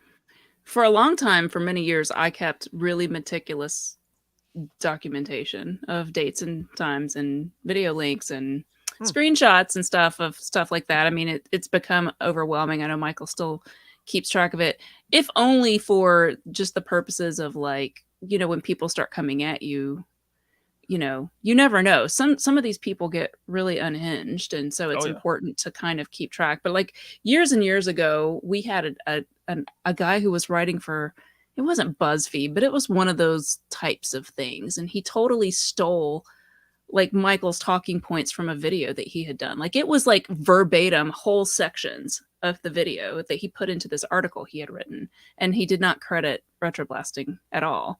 And so it was like grabbing timestamps of like when our video was posted, and then he went in and redacted like what he said and gave us credit after the fact, after we called him out on it. So it's just one of those things where you kind of have to start being really careful. And so my point is, yes, all those videos came out way before Michael said one word about any of that. But I keep a digital file of screenshots, and it's you have to. The folder is called Dicks. Dick pics. Yeah. No, it's just dicks. No, I know. Yeah. Oh, it was IGN. Okay, sorry. Yeah, Michael said. Oh, it was IGN. Yeah. Oh. All right. So Eric Alfred Abel, thank you for the super chat, sir. Listening on the drive from Texas to North Carolina. That's quite the drive. Wow. yeah, that is. Wow. No, yeah, that won't be Dragon Con. You said Dragon Con is at the end of the month, so he'd be Yeah. leaving Well, really also early. Dragon Con's here in Atlanta, so Oh, right. Yeah. Okay. someday you have to come, Ryan, and then you'll never I would like ask. to. Yeah, you can. Stay There's a with us. lot of cons I want to go to, though. Like, I want to go to New York Comic Con again. I want to go to. I mean, once you go to Dragon Con, though, you'll be like, That's I want to like go that- back to Dragon Con. That's it. I do have friends in Atlanta. Well, you have us. Yeah. Yeah. I'll try not to feel like, oh. Thank you, Eric. Robert Diaz, thank you, sir. There is no money in honesty these days. Most everyone is trying to shill for free toys. Most every major toy YouTuber that gets free stuff has a slant. Yeah. Fair.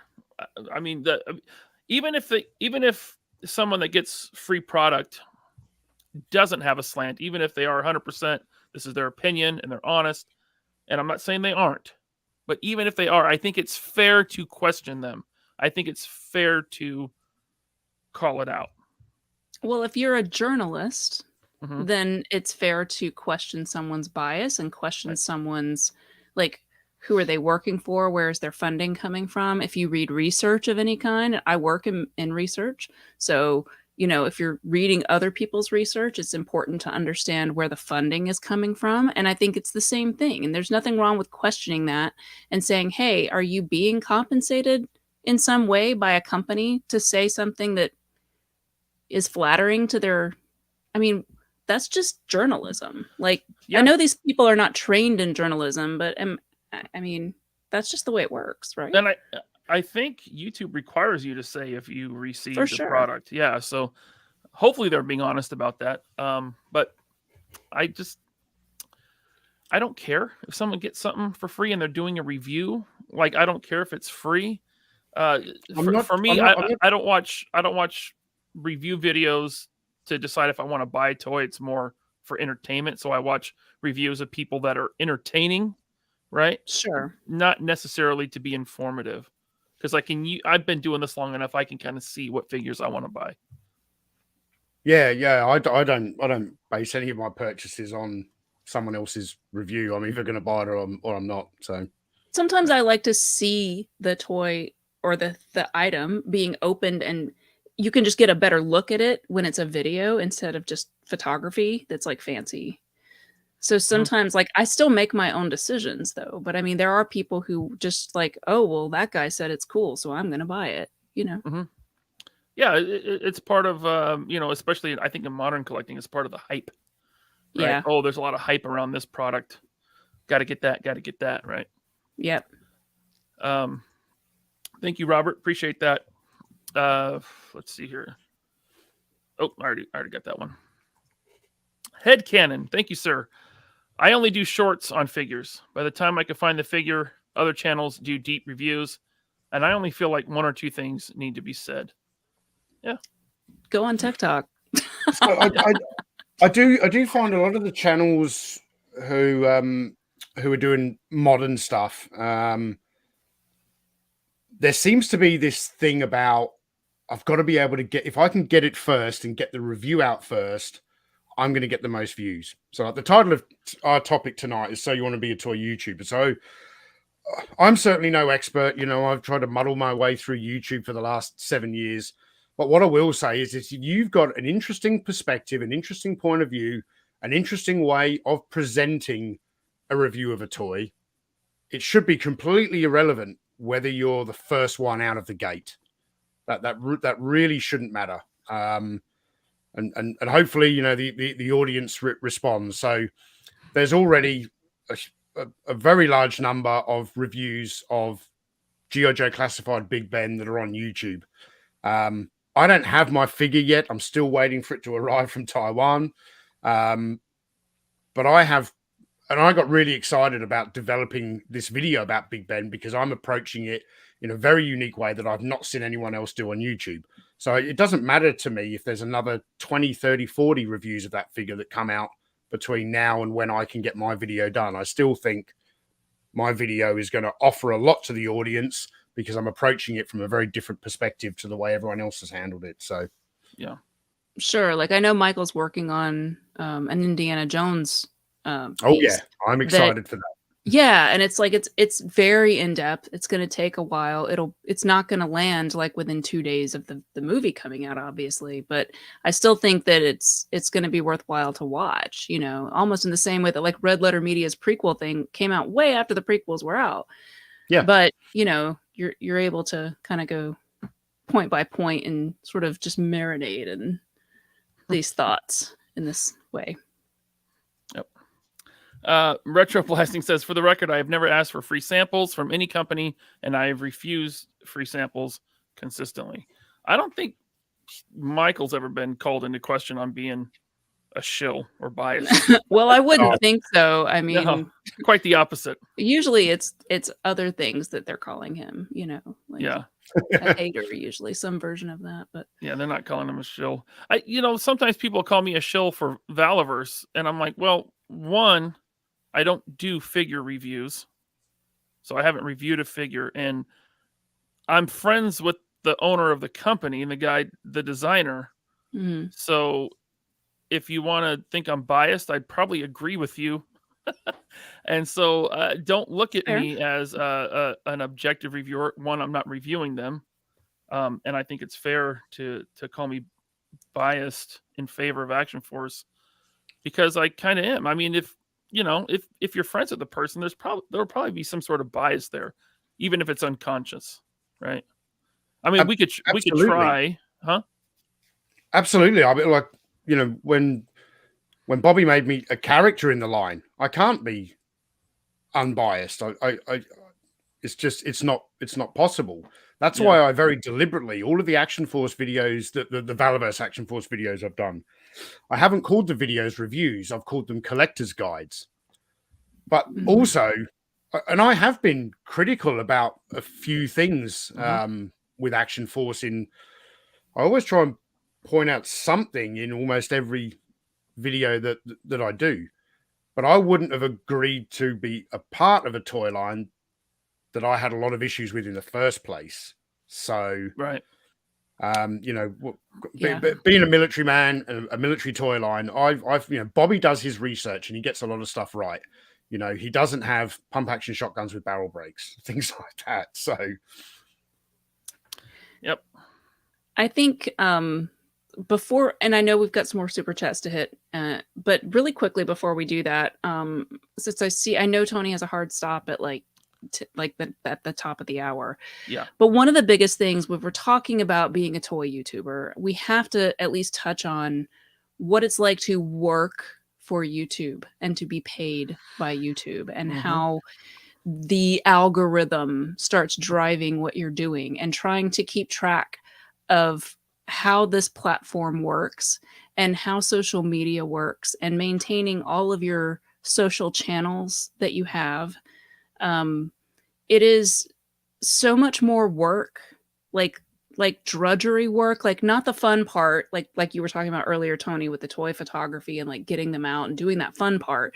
But it's like just drudgery of like doing emails and like working in an office almost, but and it's so challenging because YouTube is not transparent in the way that they pay you and what you're making and how they come up with the number that they give you every month. And so you can be doing the exact same thing and you get into a groove and your numbers start going up and your subs are going up and you're making X amount every month and you start relying on that. And then something happens in the background and they change things and suddenly you're making half of what you made. Nothing that you can perceive has changed. You are not doing anything different. You're making the same amount of videos, but suddenly you're just making less. And they never explain it. And they never will because it's like the secret sauce algorithm, right? Mm-hmm. And it's very demotivating and it's very stressful when you're trying to pay your bills. So what I guess I'm saying is for anyone who's depending on this income, like as a job, like if you're doing it as a hobby, that's one thing. But before you start relying on that income, be very aware that all these social media places, whether it's Patreon or YouTube or Instagram or wherever you're making money, it is not a consistent, reliable source of income all the time. It's scary sometimes. Yeah, I mean, yeah, if someone wants to get into being a toy YouTuber, first, remember the toy community is very niche. I know channels like Pixel Dan and Shartimus are huge, right? Right. But they've also been doing it for A long 15 time. years, right? Yeah. So it is kind of hard to break into in that way, but to make especially now to have a Mhm. to have a voice breakthrough, it gets harder and harder with every new channel that pops up. But to Melinda's point about the way YouTube page, I've got a really good example from very recently. So in the last month, there's been a couple of other videos, but I did a video about the Indiana Jones retro collection figures, and I did a reaction video to the San Diego Comic-Con reveals of the G.I. Joe classified line. And the reason I bring those two up is they're almost the same length. They've got almost the same amount of views. One's got 18,000 views. One's got 19,000 views. They're both like 18, 20-minute videos. The G.I. Joe video, for some reason, made double the revenue of the Indiana Jones one. It's a great And I example. do not understand why. A lot of it is, you can't look at the number of views on it because there's other factors involved in, did a person watch the video all the way through? Did they click on another video afterwards? Did you keep them on the platform watching? Did they click else? on ads? Yeah, did they click on ads? Yeah. Did the advertisers pay more than the advertisers on the other video? Because You will never know. Yeah, right. No. Yep. And that's exactly what I'm talking about, is you can do stuff where you, like, they tell you when, like, we've talked to consultants about like how to do different things to sort of game the algorithm a little bit. One thing is, like, for us, we've got 11 years of content. So when we started, they used to tell you, if you do a 30-minute video, don't put a 30-minute video on YouTube. Break it into 3 parts or 6 parts or something like that are shorter videos. You'll get like triple, quadruple the views, right? Because people have to watch all the different videos. But now they definitely tell you not to do that. So what I'm saying is, things they tell you to do change from day to day, and like from year to year. Certainly your thumbnails, the way that they're structured, like, so if you go in and brand all your thumbnails to look a certain way, then like 2 years later, if they say, well, definitely don't do it the way you did it 2 years ago, well, what about all these old videos that I've got with these old thumbnails? Am I supposed to remake 500 thumbnails now for all my old videos so that they don't just sit there and die? Well, those are essentially dead videos now, because they're not going to work within the new YouTube algorithm anymore. So no one's going to be promoting them. Someone's going to have to do a deep dive to find them. Yeah. Yeah, trying to earn a living on YouTube, especially doing toy YouTube, is very, very difficult. I'm not making a living on YouTube. I mean, I have my full-time job that I still do, and that's even a whole balancing act, you know, with balancing my secular work with my family and friends and other stuff, and then YouTube, and then still trying to enjoy the hobby that got me into YouTube. I am always busy. I mean, and I don't have nearly the amount on my plate as like Michael does with, you know, as you and Michael do with RetroBlasting and making these, you know, really well edited and scripted videos. I kind of just go live and prepare for live streams, right? Well, there's no just. But, it's still hard to do live streaming. Yeah. To do it well, yeah. Yeah, to do it well, yeah. But I mean, it does take a lot of time, right? And especially when you have your regular job and family and all that. So yeah, it's a lot. I wouldn't want to discourage anyone from trying to make it their you know, their main source of income. I know certainly a lot of people have, but just be realistic about it. If you want to, don't go into it expecting that. Certainly not if you're going to be talking about toys. You need to be doing something that's far less niche if you want a channel to take off. But at the same time, if you do it because you enjoy it and you like telling stories and your chosen topic of conversation is toys and action figures, treat it like a hobby, keep enjoying it, keep going, and then maybe one day you will be lucky enough to. I would love to do this full time, but I can't afford it. It's hard. Not at, Yeah. not at this stage, yeah. Or grow an audience and then have something else, another business that you can sell to your audience. Yeah. Some YouTubers are Yeah. getting in now to making their own toys, and things along those lines. Sure. Or using it as a springboard into a For the whole record, other... I'm never going to make my own toys. I just want to keep making videos. I was talking to a friend the other day. We had like a really big lottery here in Australia a couple of weeks ago, like 160 million Powerball thing. It was like, what would you do if you won lotto? And I was like, well, I would quit my job, I would build a studio, and I would keep doing this. I would probably I would give Tim Ward a full-time job. And his job would be to stop me from looking at social media comments, and I would just make the videos and do that part that I enjoy. Yeah, we would finally pay Tim Ward a salary, and I would pay Conrad to be my full-time, Dreamland co-host, and we would do more than one Dreamland per month. But just doing research, like I spend a full month almost every night watching documentaries, reading books, taking notes, doing all this stuff for a show. It is very hard to like balance, because I do have a full-time job as well. And, then as soon as work gets done, I'm editing stuff, I'm posting stuff, I'm, whatever. You're not just laying on the couch. Right. Yeah. Am I allowed to call it like Dreamland 2.0? Yeah. Yourself and Conrad, I am absolutely loving Dreamland. Oh, thanks. It's thoroughly I was already watching it, and then you did that episode where Conrad was watching Stallone movies and that. Yeah. It's I totally get why one a month is the capacity for what you, because that's a live stream where you do have to do a lot of preparation. And as someone who has a full-time job, I work 40 hours a week and then tries to do YouTube on the side. Like, I don't know how you do it either, Tony, because I know you have a full job. You have a Tony doesn't sleep.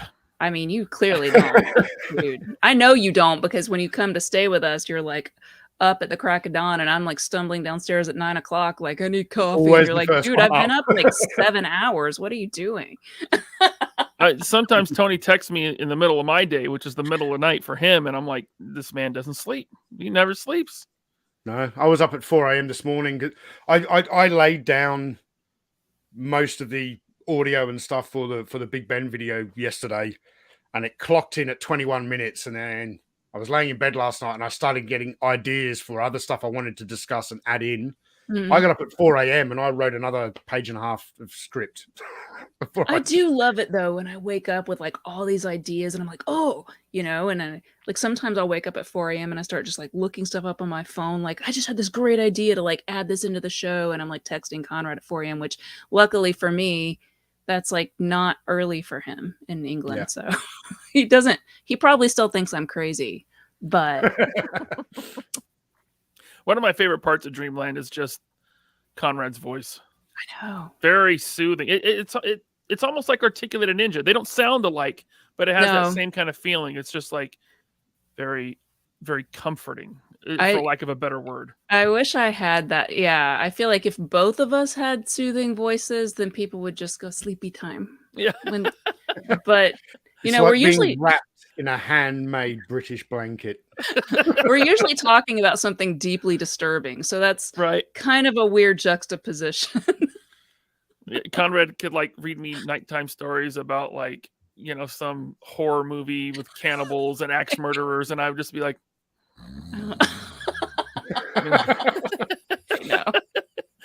I know. Yeah. So okay, let's get on to the rest of these super chats so we can get Tony out of here. Master Son 42, thank you for the super chat. Oh, I like this. For the record, shut up, Tony. I like sugar grits. There is brown, white, and man gravy. Oh, ew.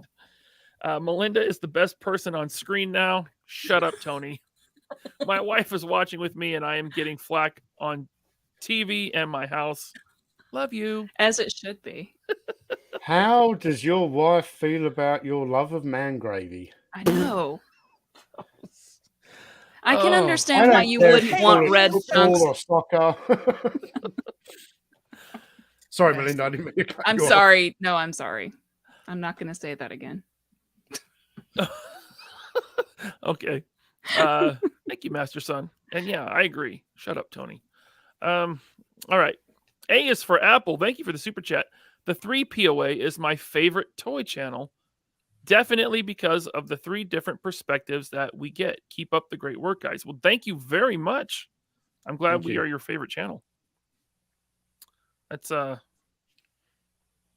incredibly humbling. Thank you. Brian Dillingham. Thank you, sir. Ryan, why not call them D-isms? Oh, that will save me some syllables. I will. D-ism. Dism. I was wondering though, like, yeah, that's hard to say as well. What if you call them Dillingham instead of Dillingham? Like if you Dillingham? pretend, yeah, Am I- Dillinghamisms. Am I think that. overpronouncing? Well, I think it's the American pronunciation. Tony, correct me if I'm wrong. Don't you guys say like instead of Birmingham, you say Birmingham? So it's like Yeah, Dillinghamism. you don't pronounce the H. Yeah. So Mhm. if you pronounce Yeah, his so last I name read that that. That's Brian Dillingham. Dillinghamism, and that makes it Dillinghamism. easier to say. That is much easier. Thank you. All right. Thank you, Brian. JC Fett. Thank you I for the was a super- cheerleader. Really? Yeah. Didn't you go to high school in what state? Alaska? Alaska. Well, junior high school in Alaska, that's where I was a cheerleader Okay. for basketball. So it's indoor. Well, yeah. Anyway, go ahead. Sorry, uh-oh? I'm in What's- trouble. Oh. Oh, God. Whatever you think it is, that's what it is. That's Ryan's son. Yeah. Oh. JC Fett, thank you for the super chat. We'll talk later, Gavin. Please make sure Bobby stocks up for PowerCon. Have a lot of empty space on my shelves to fill. He will. Yeah, we're bringing that trailer packed full.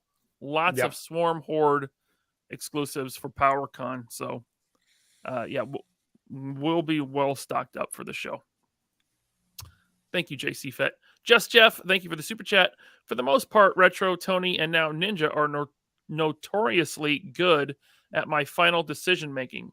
I vintage Star Wars because of Retro. Thank you, by the way. Oh, you're welcome. Thank you. Watching RetroBlasting videos, especially some of the restorations and things, that's a good way to get into retro Star Wars toys. Oh my God, Master Son. I know. I'm sorry. I saw it too. What did he do now? Just don't. Don't. even. Oh, going. God. Oh, Clemens, we need to talk. Okay. Is Now your you're wife really in supervising your son right now? Yeah, they watch together upstairs. All right. Astron 7. Well, he's 13, you know. Astron 1701. Thank you for the super chat. And RetroBlasting, Shartimus, Pixel Dan, MGO, Analog Toys, 3PO8, Ninja are who I go to for info and thoughts on things. Cool. Well, that's definitely a wide variety of That's viewpoints. an eclectic assortment of That toy is. YouTubers there. I don't know who MGO is, but yeah, that's an eclectic group of channels. So I'm glad that we're a part of it. Thank you, Astron. And thanks for being a channel member. And another one, let's see, did I get to both of his? I think I did, yeah. Scotty's Vault. Thank you, sir. I started my channel back in 2021. My videos are of my toy room build out and my 40 years of coin collecting. Oh, wow. I make all the videos just for fun. Cool. I think just doing it for fun and not with the goal of being rich or famous is the way to go. Sure. Because I think having fun is appealing to the audience, and that will come across, and they'll see that, and that will attract the audience. So that's a good way to do it. I think so. Yeah. Thank you, Scotty. Figure Fever, thanks for becoming a channel member. And Northern Nomad, Ryan, I think your voice is very comforting. You I must like be how he's screaming that as well. Well, you must be a big fan of Kermit the Frog. Thank you, Northern Nomad. We're all through super chats there, guys. So wow, well done. Not easy yeah, to do. we got through it, and with a little time to spare. So, Melinda, everyone knows they can find you on RetroBlasting. The link is in the description below. But I do want to spend just a minute. I want to hear your pitch for the Dreamland podcast for those who may have not have heard it. Yeah, well, so the Dreamland podcast, I started a few years back. I sort of we rebooted it last December. Conrad from Movie Oubliette and I started working on it, and it's once a month. It's usually the last Saturday of every month, and we do it as a live stream on YouTube so that we can actually, really reach our audience. Some people aren't really into listening to traditional podcasts, but we also release it as a podcast, and yeah, we do like a super deep dive. Conrad and I are both kind of analytical, like over analyzing, going down weird rabbit holes kind of people. And so we pick all these topics that are sort of Gen X adjacent. Some of them may touch on toys, but they're not just toys or just any one thing. It's just sort of all weird stuff you remember from like the 70s, 80s, 90s. And we kind of like just do all of that crazy research so you don't have to, and you can just sit back and go, holy crap, I knew about this, but I didn't know about this. Like, and it's just sort of like funny and quirky and dark. Mhm. And, Conrad has an amazing soothing voice. And sometimes we have funny video clips that we pull together and edit to show. And we usually do like multimedia presentations with it. So yeah, it's we try to bring a lot to the table, and we even have like a spreadsheet corner where we literally go through like crazy weird statistics about like whether it's movie revenues or whatever. Like we really try to like come at it from all angles, so you really feel like you're walking away with like, wow, I just feel like I took like a whole semester of a class about Beanie Babies or whatever it is. Or Hackers. Or Hackers or whatever. Yeah. I hope that Look, one comes I back think soon. a really great example is, for anyone who's maybe thinking they're not watching Dreamland because they come to RetroBlasting for the toy stuff or whatever. If you're of our same, similar age generation, watch the episode on Stranger Danger. That was so. I felt nostalgic watching that because it's not something I have. There was so particularly for when Conrad was bringing up the Charlie clips, man. I was transported back to my childhood because I haven't thought about that in so long. Whereas I don't get that with toys anymore because I'm around them and I think about them all the time. So yeah, I think that's a great way to put it. EOD King. Dreamland is the NPR for nerds.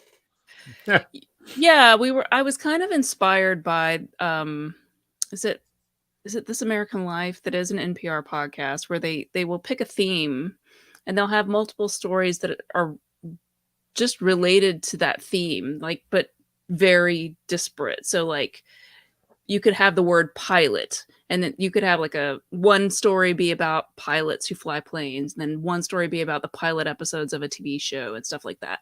So that's kind of what we're going for with these. Each show we have has like a catchword. And so we have like things that are sort of built around it. But the idea of the show kind of came from like back in the day, used to stand outside like the bowling alley or the arcade or the skating rink parking lot and talk to your friends about whatever weird crap you heard about that was gossip on like the playground or that whatever. And like, oh my God, I read this article in Teen Beat, that was about blah, blah, blah. And it's sort of like that, but like now we can actually have the internet and look up all the stuff we heard about back then, but we never got to really know the backstory. And you've kind of forgotten that it was even a question, but it's like, what is the deal? Like, we all remember the Smurfs, for example, but like, I didn't know all the stuff about Smurfs until I did this deep dive. And I'm like, this is weird. Like, it's really bizarre. And I just don't think a lot of people take the time to do all that kind of research. So it's just fun for people to be able to turn that on, listen, and just kind of laugh and enjoy learning weird stuff. Cool. Well, Yeah. I'm sold. I'm going to start watching Dreamland. Well, No. please do. No, I know you already do because I do. you're in the chats and stuff, and Yes. I definitely appreciate it. It's a passion project. Like there are sometimes, like we did one a while back that was about fairy tales, and fairy tale theater in particular with Shelley Yep. Duvall. I had completely forgotten about that show, and it was one of those things where I was like, "Oh my god, this is such a memory trigger for me." Like, I think a lot of dudes saw that and they were like, "I'm not watching fairy tales," but it's like, it's kind of funny because fairy tales, like every time we do a new episode, we're calling back to like almost every other episode because all this stuff is related in this insane way. It's really interesting. Was the kind of the catalyst of, or where it kind of took off, was it the for Dreamland? Was it when you and Conrad and Movie Oubliette did the Highlander video for Iconicon? Yeah, so we had actually, Conrad and I had done, we did this Legend video, I think was the first one we did. And it was just me and Conrad, and we did it for the first Iconicon. Okay. The second Iconicon, we did another one, which was, we included Dan, who was Conrad's co-host on Movie Oubliette, and that was Highlander 2. And so we've done a few of those. We did one on Halloween as well, the Halloween movie franchise. So that's sort of something we do occasionally, these deep cuts where we, again, go heavy into the analysis and backstories of all this stuff. But that's just how our brains work. So we love doing research. And we feel like Conrad said the other day that he feels like he's doing the weirdest PhD program ever. Like, we'll look at our bookshelves and it's like, some hardcore fairy tale thing, and then the DeLorean guy and the Beanie Baby guy, and nuclear war stuff, and stranger danger stuff, and it's just like all those things that's like, wow. Yeah, I do feel like I should have a degree in Gen X studies. You guys definitely tackle topics that I would never think I would want to hear about, and then you guys start getting into it, and I'm like sucked in. Yeah. And it's like, I never would have thought, like, for instance, the stranger danger theme would interest me, right? But I was sucked in and brought back, and it was just so cool. Yeah, when you're watching all those weird little adverts they have on TV, and you're just like, oh my god, this is really creepy. Yeah, so someone asked, Happy Accident asked what channel Dreamland is on. So Dreamland is sort of a sub-series on the RetroBlasting main channel. And then, of course, we're also Dreamland on any podcast app, so you can just listen to it that way. But it is live on RetroBlasting once a month on Saturday afternoon, evening for East Coast. Yeah, 4 p.m. Eastern, last Saturday of the month. Okay, afternoon. Yeah, there we go. Awesome. Well, Melinda, thank you for joining us. I still have more notes here. We could easily do a part 2. You just tell me when, Ryan. Okay. But we do want to get Tony out of here so he can go bet on horses. I mean, I don't want to get Tony out of here, but Tony wants to get Tony out of here. I understand. I've got to go and make myself look beautiful somehow. Oh, I use lots of makeup. You should try that. I just roll out of bed. World Made of Cardboard, thank you for the super chat, sir. He says, I love my hobby, paper toys, models, and punch-out books.